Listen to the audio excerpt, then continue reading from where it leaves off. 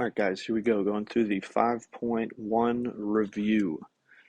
So first questions here, looking at number one, convert the angle in degrees to radians. So again, we can do this by multiplying by pi over 180, right? So if we do 150 times pi over 180, we'll end up with 150 pi over 180, kind of bringing that into one fraction. And then we want to reduce, right? We want to reduce 150 divided by 180. That common factor of 30 means that this would reduce to 5 pi over 6. And again, guys, we can also reduce this or kind of convert this rather using that unit circle too, right? Find 150, convert that over to radians that way.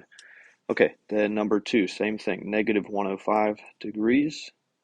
105 is actually not on your unit circle, so this is where we need another conversion, right? Writing it as a fraction, 105, negative 105 pi divided by 180 would give us, if we reduce that, the common factor of 15, I believe, negative 7 pi over 12. Again, negative radians, negative degrees. Great. Okay, and then going the other way, converting the angle in radians to degrees, right? Kind of going the other way, we just flip around this fraction, right? So it's 180 over pi. Okay, and what happens there?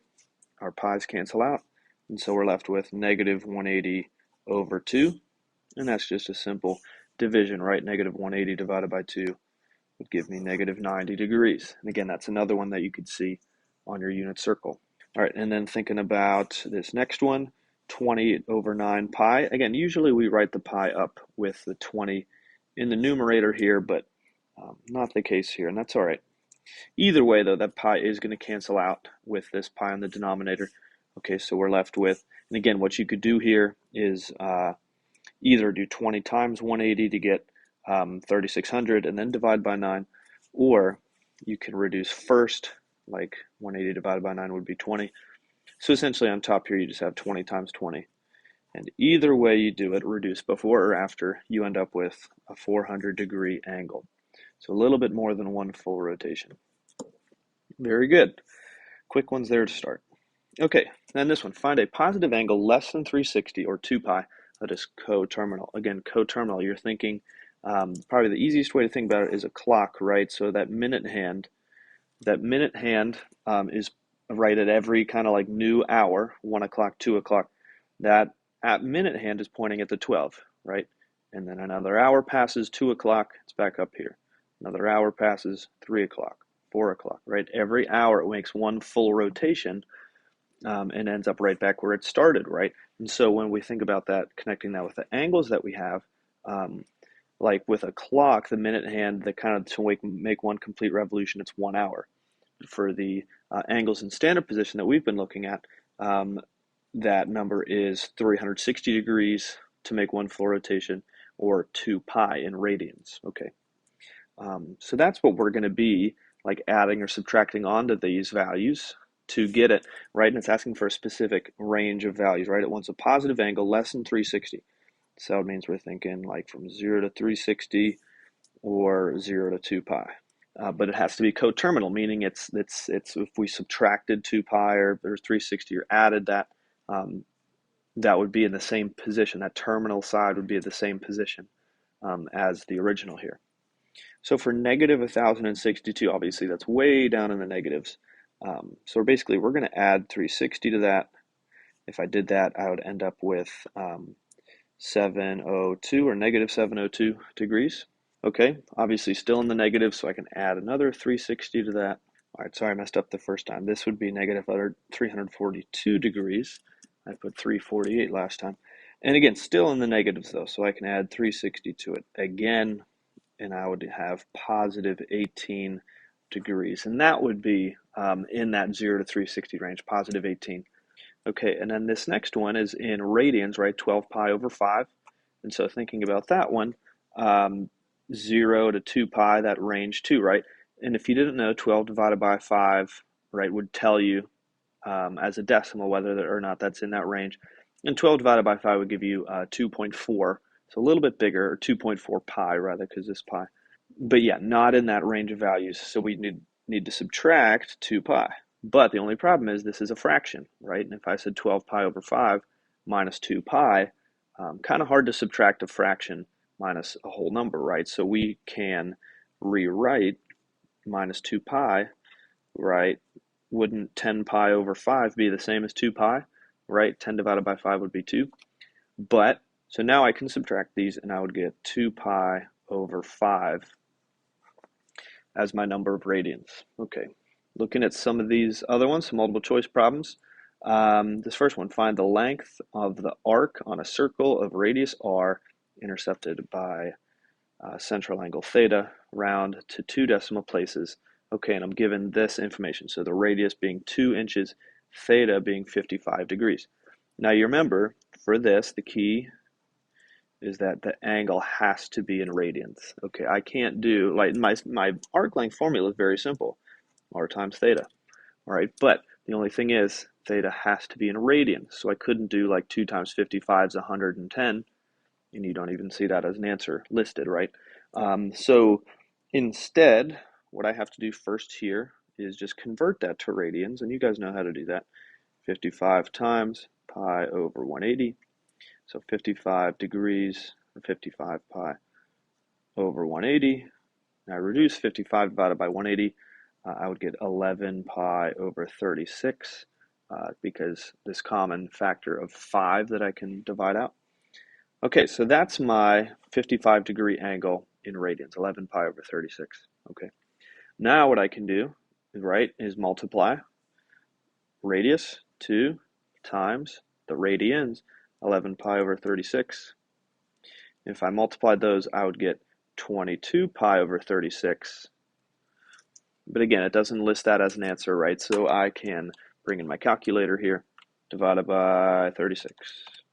So you see I get about 1.19 or 1.919, or round it up to about 1.92. So answer B being a good answer there. Now the next one, the minute hand of a clock is 4 inches long. How far does the tip of the minute hand move in 45 minutes? Okay, so we're dealing with the minute hand. Okay, so thinking about just kind of drawing this diagram. If our minute hand starting here at like 0-ish, or again, it's starting at 12, but we know on a clock that that's kind of, again, at a new hour, that would be where it would be kind of thinking of that as 0. So the minute hand would move in 45 minutes about 3/4 of the way around the circle, right? Or to right there. Okay. And again, what you could do too is look on your unit circle and think about like, okay, how many degrees that would be. But here it's actually, because we're finding an arc length, right? We're going to be figuring out like how far would it travel? Like it kind of thinking of this whole clock as a circle here, right? Thinking how far would that minute hand have traveled in inches, right? If it went 45 minutes. So this is going to be another arc length problem. And thinking of that arc length, right, we have our radius, right, kind of the minute hand being 4 inches. So we're thinking of that as our radius. And then theta, again, what we need to figure out is how many radians would this be, kind of going. And again, we figured this out too with a clock, right? We talked about in class how each number that it passes by on a clock would be another pi over 6 radians. Okay, so every clock problem, that's true, right? Pi over 6 radians per number. And then if it went 45 minutes, it would have went 9, right? It would have gotten to 9, so kind of 9 numbers. Okay, so pi over 6 times 9 would be 9 pi over 6, which would be the same as 3 pi over 2. So 3 pi over 2 is my number of radians, and 4 is my number of inches. Okay, so I do that 4 times 3 pi over 2. Okay, that would leave me with 12 pi over 2.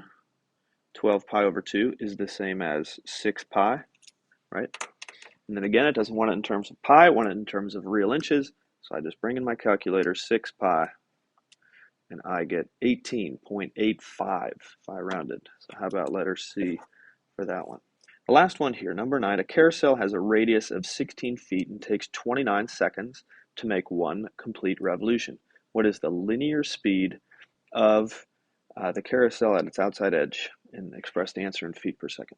Okay, so again, looking at this one, we're dealing with an angular and linear speed problem. Okay, specifically asking about the linear speed. Okay, so So we talked about how to figure this out. What we can do is kind of another simple problem. We can do the radius times the angular speed. Okay. Okay, so think about this one again. Our velocity, our linear speed can be calculated in terms of the radius times the angular speed. You remember that's what this one is. And again, you remember that angular speed also has to be in terms of a certain amount of radians over a certain amount of time. Okay, so what do we know? We know that, again, just in terms of basic radians, right? 2 pi radians, 1 revolution, right? It takes 2 pi radians to make 1 revolution around the circle, right?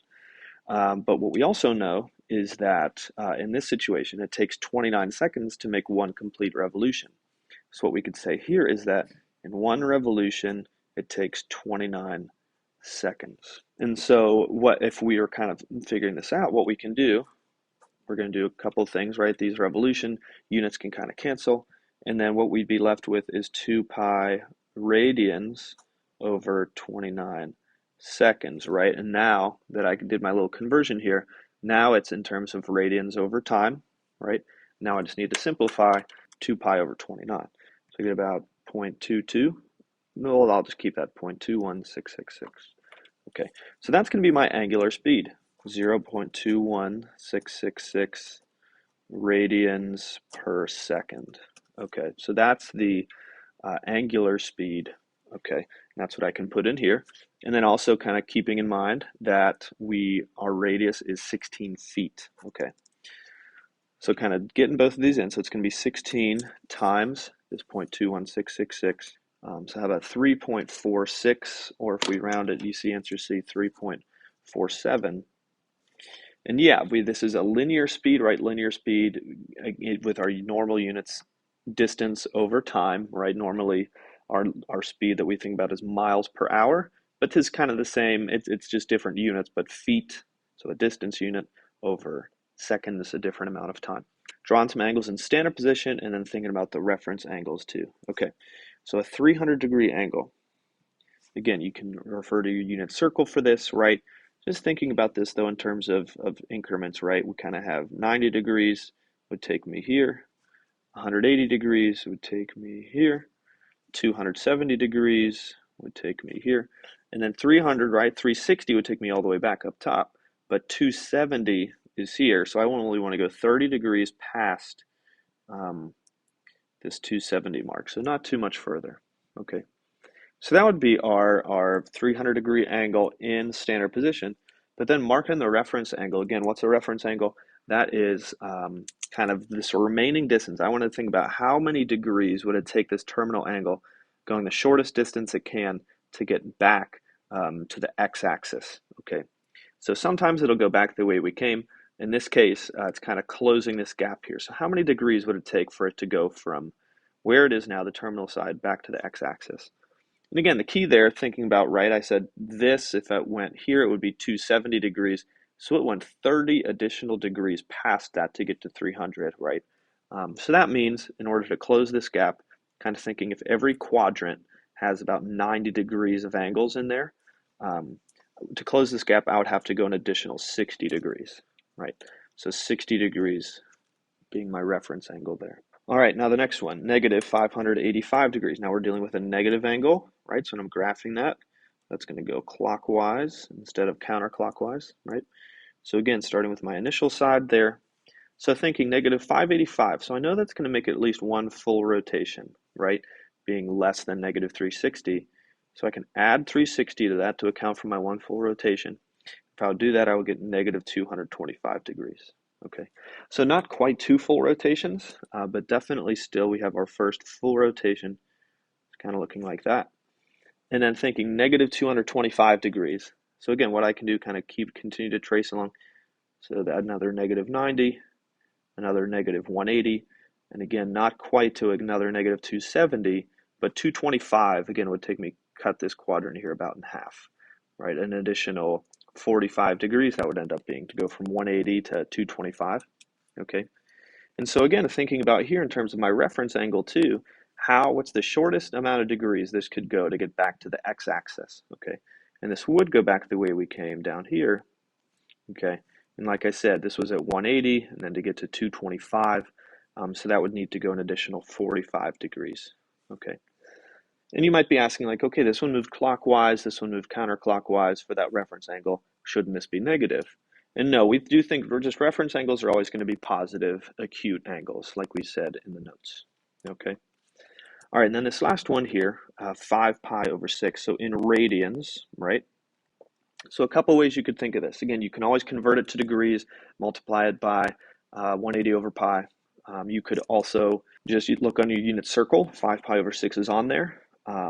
Or another way too, kind of thinking each pi over 6 accounts for 30 degrees of angles. We talked about that too, kind of like with our clocks, right? So lots of ways you could think of this. Just it would end up being a 150-degree angle, equivalent to that. And that would take me to about there. Again, being positive, I move counterclockwise, and so that would be how I would draw that. And then again, thinking, okay, how many degrees would it take for me to get to the x-axis?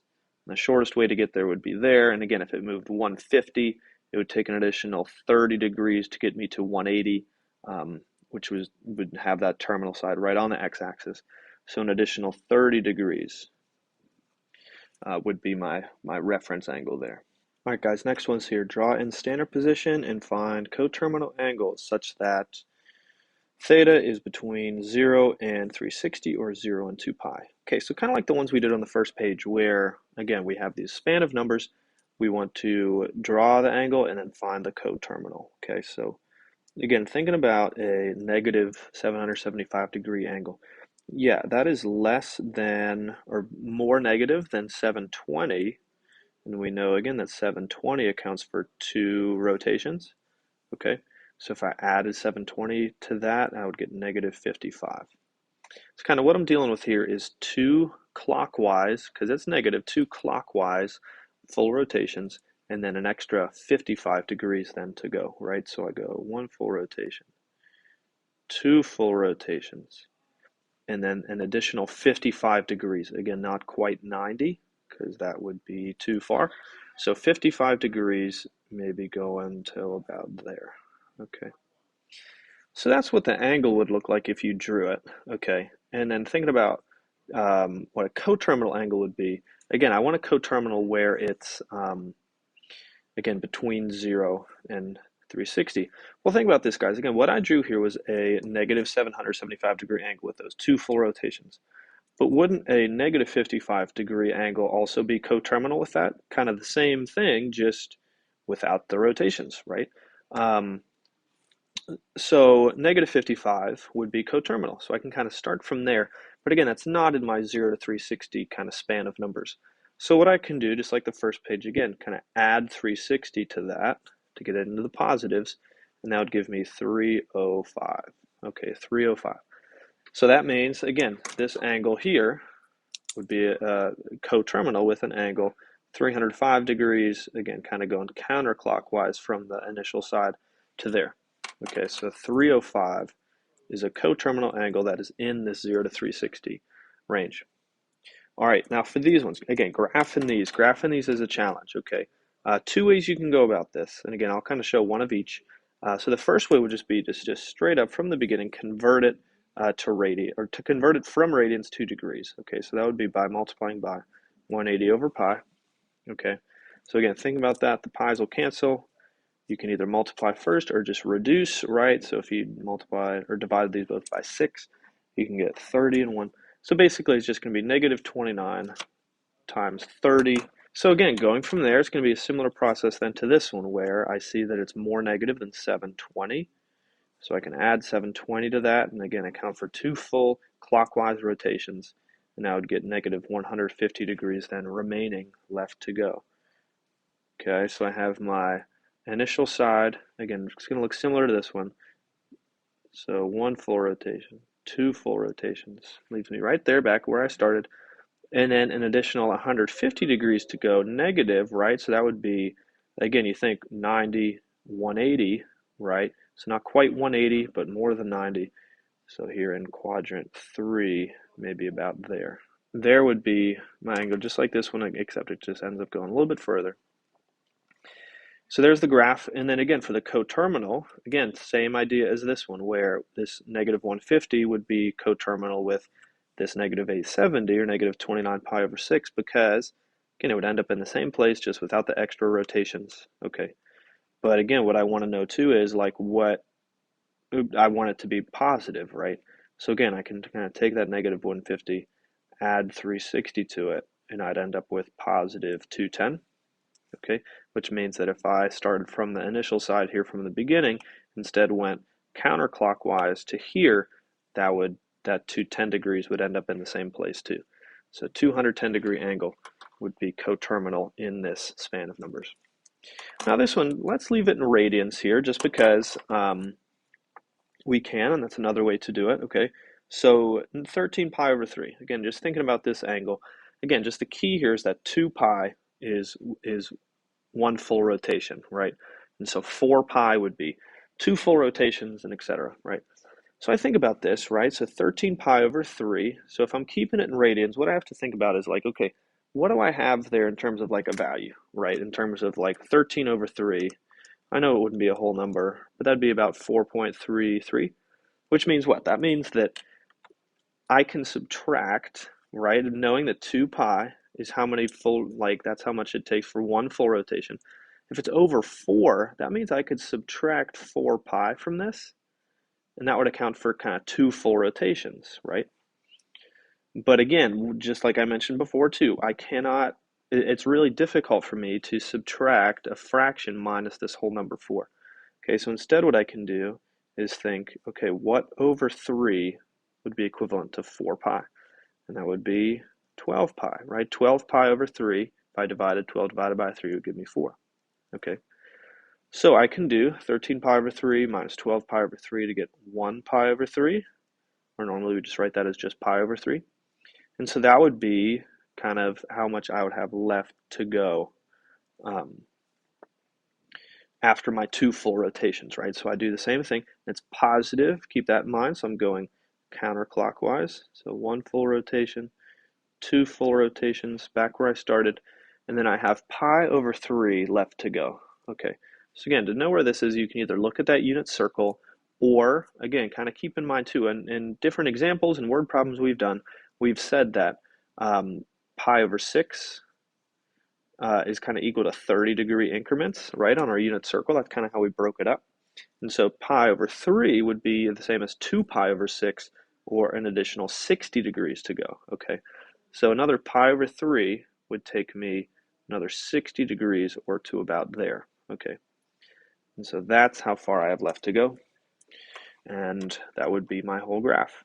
And here's what's really nice about this one, keeping it in radians, right? A coterminal angle, pi over 3 is in the span of 0 to 2 pi, right? And so I can do, just say pi over 3, that works as a coterminal angle. Very good. Last little set of problems here. Okay, so this one says, my clock has a second hand that is 4 inches long. And it's saying, what length in inches does the tip of the second hand travel between 1 and 5 on the clock face? Okay, so let's sketch this out and see what we're dealing with. So if it moves from 1 to 5, okay, so we're dealing with a second hand here. So if it starts here at 1, it travels to 5, we think, okay, how many seconds will it have gone? So it would have gone from 1 to 2, 3, 4. Now I drew 5 a little bit high there. It should be more like down here. Let me redo that. Yeah, there we go. So that would have traveled what? That would have traveled 20 seconds, right? From like maybe 5 seconds into the minute to 25 seconds. That would have traveled 20 seconds. That's good to know. Okay, the other thing that's good to know, right, is that pi over 6, right, equal every number, right, every number it passes on the clock accounts for pi over 6 radians on my of an angle that would have traveled, right? So pi over 6, right? And we broke that up on our unit circle too. So every number that it passes on the clock accounts for pi over 6 radians, okay?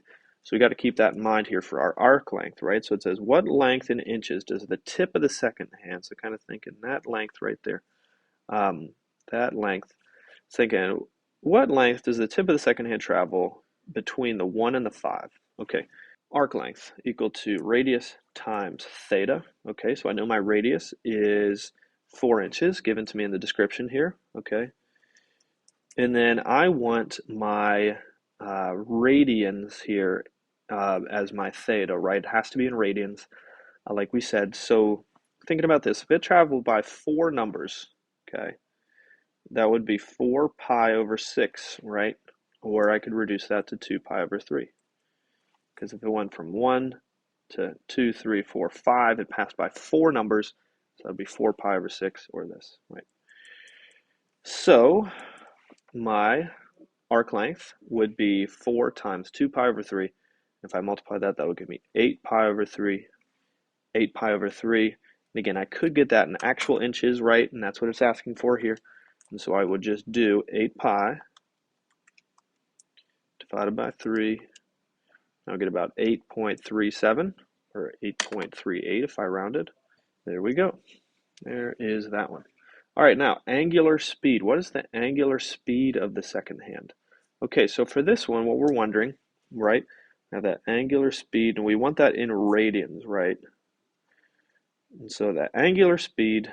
All right, now with this, guys, with this angular speed that it's asking for, again, what we have to account for is that it takes 2 pi for every 1 revolution around the clock, right?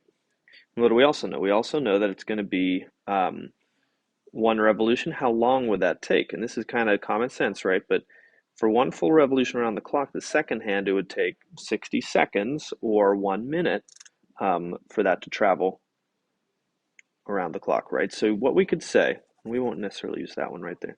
What we'll say, right? There's a whole bunch of different ways you could say this, okay? Keeping it in terms of radians, we would say either it takes 2 pi radians over 60 seconds, or reducing that, we could say pi radians over 30 seconds, right? Kind of cutting it in half. Or again, you could have also said 2 pi radians over 1 minute. Okay. Again, just our key here is that our angular speed is in radians over time. Okay, and I forgot to mention that at first. So radians over a certain amount of time. And it doesn't quite matter what our time unit is, whether that's minutes or in seconds. But just as long as we have it in an amount of radians on top and seconds or minutes on bottom, that's what's key. Okay. So that's just not talking about specifically from the 1 and the 5. That's just more talking about in general, how fast is the second hand moving? And so we have to kind of express that in terms of like, okay, obviously it's moving 1 revolution per minute, right? If it's the second hand, but and then expressing that then in radians. Okay, 2 pi, 1 revolution, 2 pi every 60 seconds or 1 minute. Okay, then lastly, kind of putting it all together, what is the linear speed of the tip of the second hand in inches per second? Okay, and again, these last 2 questions don't really have to do with this detail. It's not asking like from the 1 and the 5. It's just more saying like in general, the second hand. So we know from our notes too that it's our linear speed would be the radius times the angular speed. Okay, and we know what? We know our radius is going to be 4 inches. And just taking it from up here, let's just use this first one. You could have used any of these because they're all equivalent. But because it wants in inches per second, actually, this last one wouldn't be any good. So you'd want to use either this one or this one. Okay. So 2 pi radians over 60 seconds. Forgot to write that. So that'll be what? That would be 8 pi radians, or I guess that should be rather inches over 60 seconds. So yeah, if we multiply these guys, you see we have 4 inches times 2 pi over 60 would give me 8 pi inches over 60 seconds. And if I did 8 pi over 60, let's just get that to a single value. So 8 pi, we actually see there 8 pi, and then divide that by 60, about 0.42, 0.42 if I round it. So 0.42 inches per. So kind of in conclusion, our second hand would travel 0.42 inches per second if that second hand is 4 inches long. Very good, guys. Thank you.